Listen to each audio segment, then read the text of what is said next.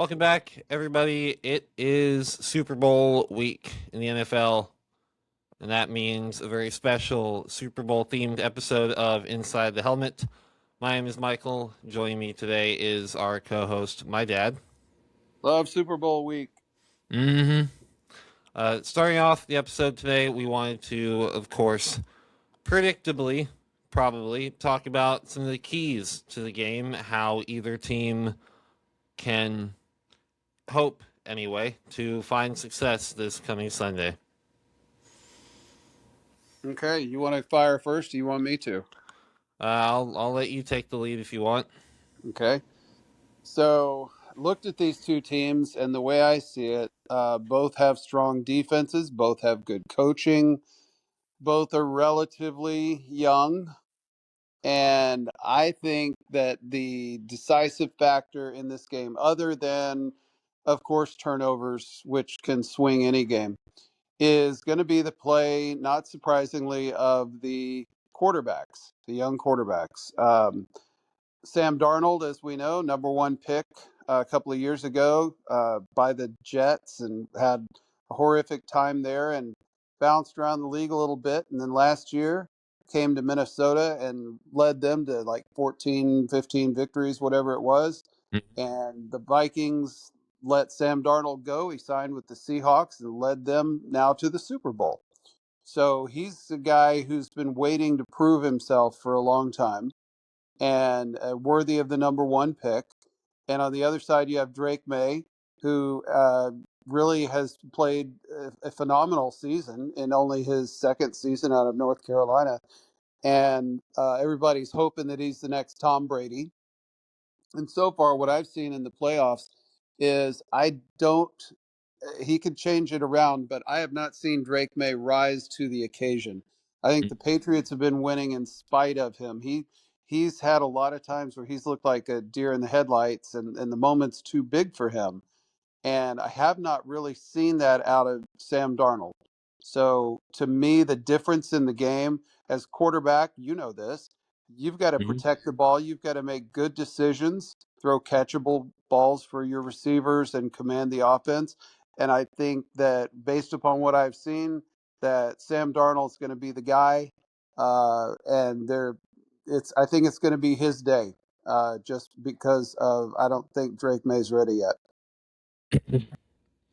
I think for my analysis, I'll be kind of echoing some of your points. I agree. Drake May has not nearly looked as MVP caliber in these playoffs as he looked during the regular season for sure. And yeah, we had the Patriots had not ideal conditions in in Denver where it snowed in the second half and Drake May had like 86 passing yards total that game. Yeah, it's he hasn't looked as great as he had looked during the regular season, but that is maybe to be expected of a second year quarterback in the playoffs. So certainly, yeah, room to grow for sure. For my thoughts on how the game could either be won or lost, I think it all comes down to Seattle's offense. If we look throughout the regular season, and then this has become only even more so true when we get into the playoffs, Seattle's offense has done wonders to control the pace of the scoring and control how the game is going to flow. If we look, Seattle, of their 14 wins in the regular season, they only failed to score 20 or more points in two of those wins, that being the 18-16 victory over the Colts and the 13-3 victory in San Francisco. And then of their three losses this season, they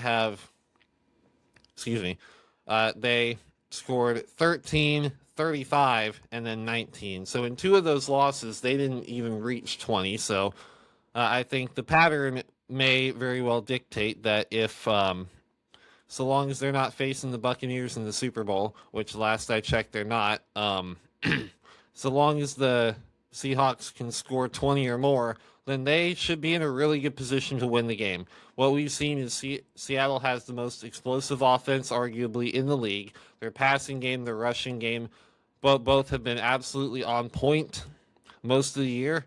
And like you mentioned, Sam Darnold, who was the third overall pick, by the way, not the first overall pick, has really been doing wonders to kind of repair his reputation the past 2 years.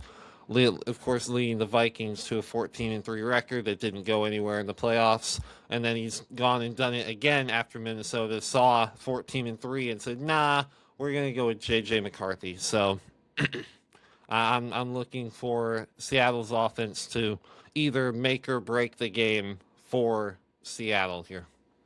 So I misremembered, I guess. I don't know why I thought Darnold was the first overall pick when he came out. I know that there was speculation that he would be, and then okay.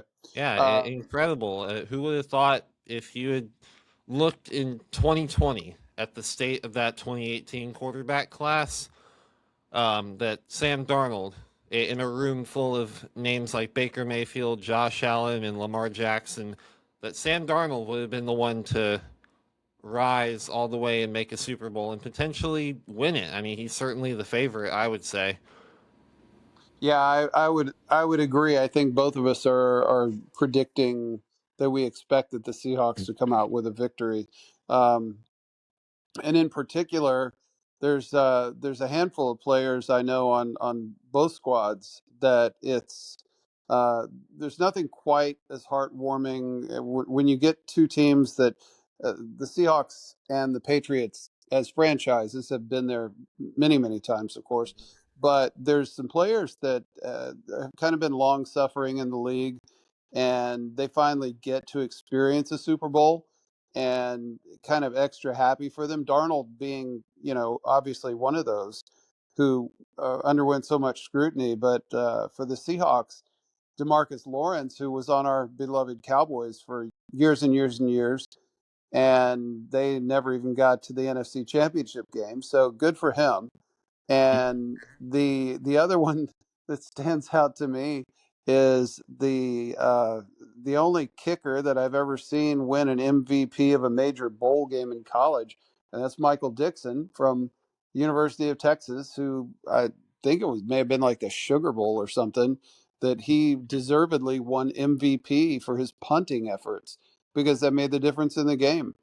Um, so good for them if Crazy. they win. I think that there was somebody we were talking before the show on the Patriots that we could be especially happy for. I mean, we mentioned Stephon Diggs. I know Yeah, he's bounced around a few teams in the league and certainly has made a name for himself, and sometimes not always for the better. I know sometimes he's in the news for things that you might not want to be in the news for, but he's certainly a character, certainly a very recognizable person in the league, and so happy for him to be able to have a shot at winning a Super Bowl. yeah, and I think one thing that stands out about this Super Bowl and is the coaches. Hmm. Uh, Ordinarily, you look at Super Bowl coaches and it's names that you just heard over and over again: the Belichicks and the Landrys and the Jimmy Johnsons and the all those guys that you really know. And I really can't say. I mean, we know the name Mike Vrabel for the Patriots, but it really has to do with his playing years. And I'm telling you, right at this moment, if you put $10 on the table and said, "Tell me the name of the Seahawks coach," I'm not sure I could come up with it or tell you much about him. I'll give you a hint. This is the third Super Bowl to be a matchup between two opposing head coaches who share the same first name. All three times, including this Super Bowl 60, um, that they have been named Mike. Hmm. There has never been a matchup in the Super Bowl between two opposing head coaches of any other name. Huh. Mm-hmm. Interesting. So does that mean if you go into coaching that that increases your odds of Well, I making a typically Super go Bowl? by Michael. Yeah. Well, that's true. Well, Michael and Mike, I know. I think that would still qualify. But um, Probably. so, what is the Seahawks coach's name? Mike McDonald. Mike McDonald, not to be confused with the Mike who got fired from the Dolphins. Mike That McDaniels. McDaniel's. Maybe that's why. Yeah, the names are too close. Maybe. So, all right. So, well, we've got our thing to look for the matchup. Um, we've got our kind of predictions about. I never predict score because who knows. But I think the Yeah. Seahawks come out on top. I think you said you do too. And hmm we've got our players that it would be especially nice if they won just on the personal side. So let's talk about Super Bowl memories because not all Super Bowls are that memorable, really. I mean, they're a big deal and everybody watches it, and then but there's moments in Super Bowls that stick in your head. And uh, I was thinking, for me, probably three, and not surprisingly, they're kind of old school moments. hmm Uh, Probably your three will be more recent in time. They are But for the most part. yeah, so I don't know. Want to throw out one of your most memorable Super Bowl moments? Yeah, we can trade off. Why not? Yeah, Well, one that immediately sticks out, at least from my lifetime that I was able to see live, was Super Bowl 50 as a whole. Obviously, the most important thing for most people was that Peyton Manning got to ride off into the sunset into retirement with a Super Bowl or with a second Super Bowl championship. But if you want to talk strictly plays from that game, I mean, it has to be the strip sack on Cam Newton that resulted in a defensive touchdown for Denver and really just if you hadn't already figured out who was going to win that game, I think that kind of let you know. yeah. A lot of times it is those plays that kind of cement the victory. hmm The first one that I'm going to pull out, this is from my childhood. This is Super Bowl 12, uh, where the Cowboys beat the Broncos. Roger Staubach going up against Craig Morton, who was the older quarterback for the Cowboys that Staubach had to beat out when he first came into the league. And Craig Morton went to the Broncos, and they had a magical season and got to the Super Bowl, and the Cowboys pretty much dominated, which was wonderful from my perspective. And the play that cemented it, ironically, is probably one that under today's instant replay review and rules and everything wouldn't even stand up. I But think I know where you're Staubach, going with this. you of course you do. Staubach threw a 50-yard-ish post pattern bomb over the middle to Butch Johnson, who was their third receiver, number 86. Of course, the Hall of Famer Drew Pearson, 88, and Tony Hill, number 80, his number two receiver. And Butch, I guess Denver was busy covering them, so Butch Johnson got open over the middle and made a diving into the end zone, laid out like Superman catch of the ball, and rolled over on his back to make sure that the ball didn't hit the ground. But as he sort of did a somersault, when he came out of the somersault, the ball dropped out of his hands, and you could see him, and of course the rules at the time said, yeah, touchdown. Under today's rules, it probably wouldn't stand, but I think when that touchdown happened, all the everybody in the stands and everybody watching on TV, it gave Dallas a big enough cushion with not enough time left, and they wound up winning. I don't know, 27-10 or something along those lines. So that's my first one. What's your second one? Real quick before we move on to my second one, am I remembering this correct that Super Bowl had the most turnovers? of all time in a Super Bowl? I don't think. I mean, it may have at that point. I think that the one that I'm going to name as my number three probably is that Super Bowl that you're thinking of. Okay, But it's not a statistic I have filed away for quick fair enough. access and Yeah, memory and all that. it may have been at that time, Yeah. but I think Dallas may have forced like 8 turnovers or something in that Wouldn't be game. surprised because it's they two of their defensive linemen, Harvey Martin and Randy White, were named co MVPs Hmm. because of how much they dominated Denver's offense in that game. So Yeah. yeah. Well, for my second one, I'm actually gonna pull for one that I wasn't alive to witness live. This one predates me by about 7 or 8 years. And this was the Super Bowl between Brett Favre's Green Bay Packers going up against the Patriots. Um, Also, did you know the Patriots have easily the most Super Bowl appearances of all time? And Yeah, I've seen that because they lost a few before they started Mhm. winning them all. Yeah. They're 6-5 right now in Super Bowls, and so if they win, they will break the tie that they currently have with the Steelers for 6 victories, Sure. going up to 7. And if they lose, they will break the tie they have with Denver with 5 losses to have Huh. 6, which would be the most. Yeah. Interesting. So anyway, Yeah.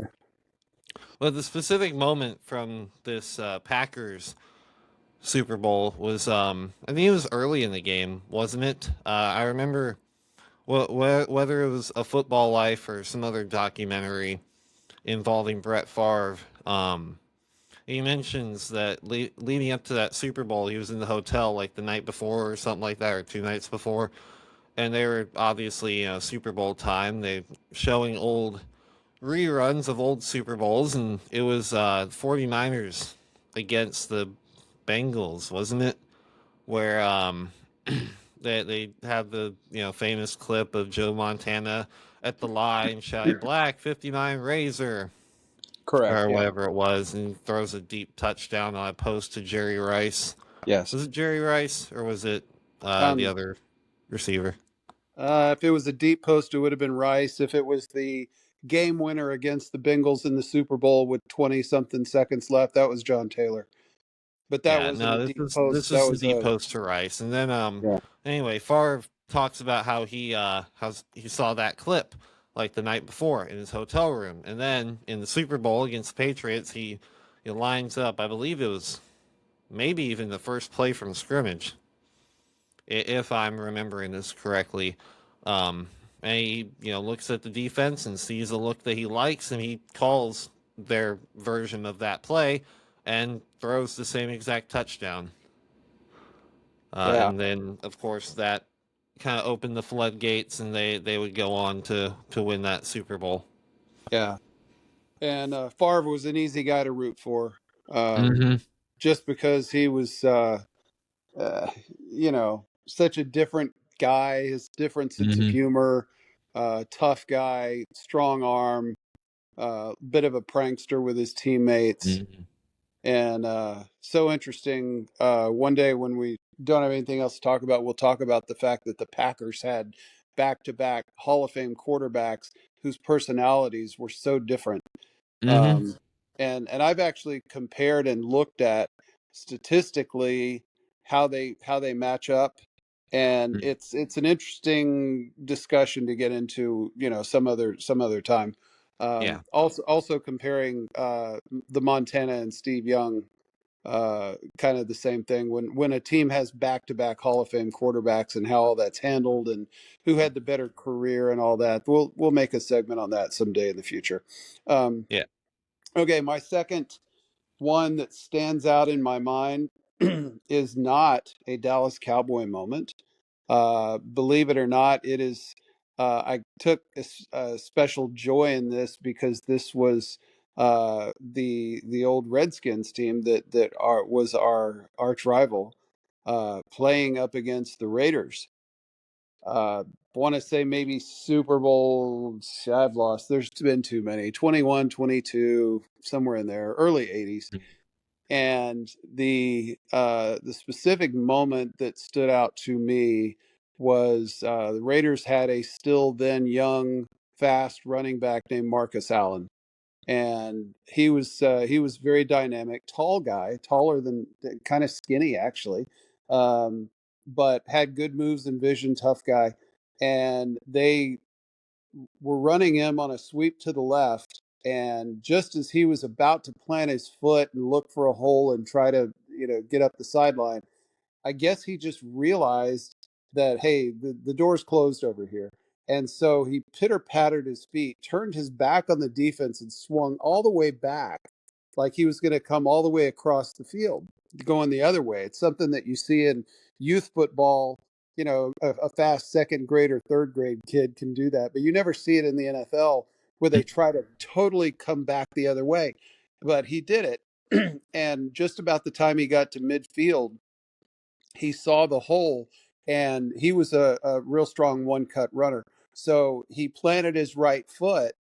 Instead of taking it on a sweep right, he planted his right foot, went right up the middle, and the hole was absolutely perfect. And it was almost the way that you see a surfer, uh, you know, just getting through the narrow thing before the wave crashes down over the top of their head, with all the bodies flying around. And Marcus Allen emerged out the other side about 15 yards downfield, and he had two defenders chasing him, and they were just about his speed. And so the chase for the next 15 to 20 yards, step for step, you didn't know if he was going to pull away. Uh, and he was trying so hard to pull away, and eventually the two defenders wound up falling, kind of flailing at his feet. So it was about a 65, 67-yard touchdown run, and it was just dramatic because of the way that it happened, the artistry. And then when you see it on NFL films with the music and everything else, and in a little bit of slow motion, it's hard to get out of your head. I love that image. Yeah. So that's my second one. Okay. For my third memory I wanted to bring up, it's actually a memory that I was not happy with at the time, and I'm still not happy with it. We mentioned obviously going into the conference championship games. Matthew Stafford, obviously the quarterback of the Rams, how he's he's been here before, and his experience may lend to him and allow him to rise to the occasion better than his inexperienced opponents. Obviously, that didn't end up being the case, but it was his prior experience in Super Bowl 56. I believe it was a few years ago at the beginning of the decade, against the Cincinnati Bengals, where he ended up winning. And obviously, I can be happy for Matthew Stafford, but in that game, I was pulling for the Bengals. I like Joe Burrow a lot better. He's one of my favorite quarterbacks.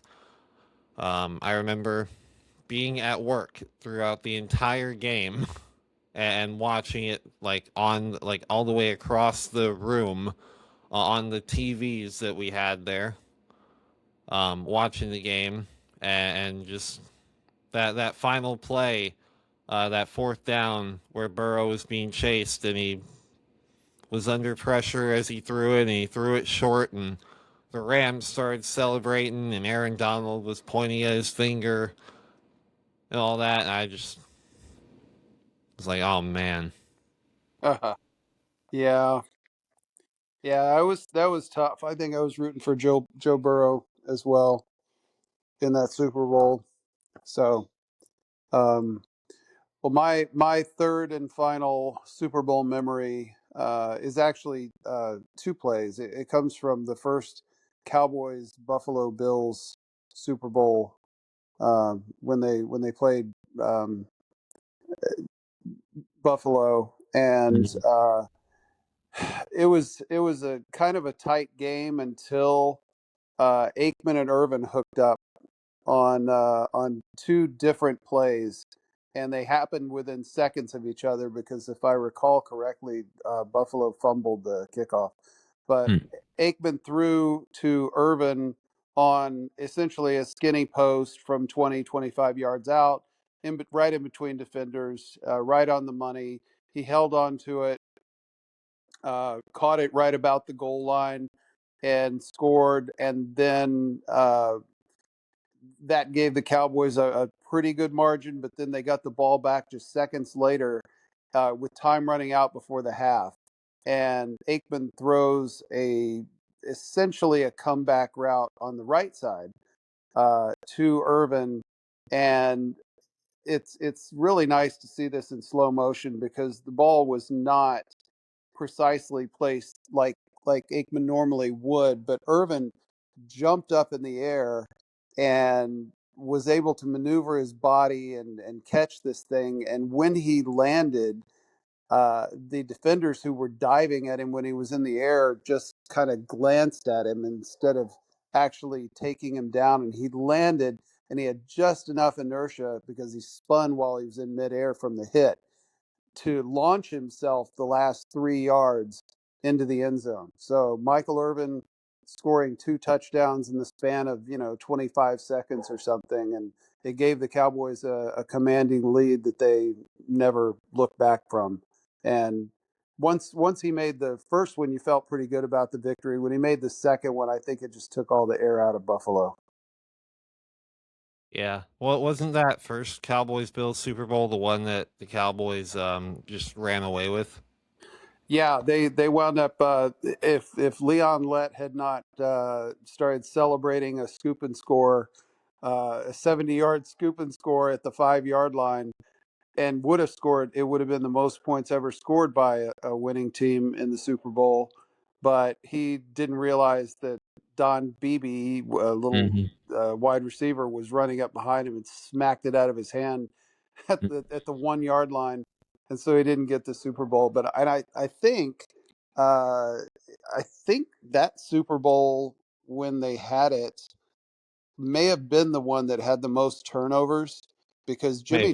Jimmy Johnson was famous in his autobiography for saying that before that game he told the team, "Hey, Buffalo's got a good team. I mean, they got Hall of Famers all over their roster."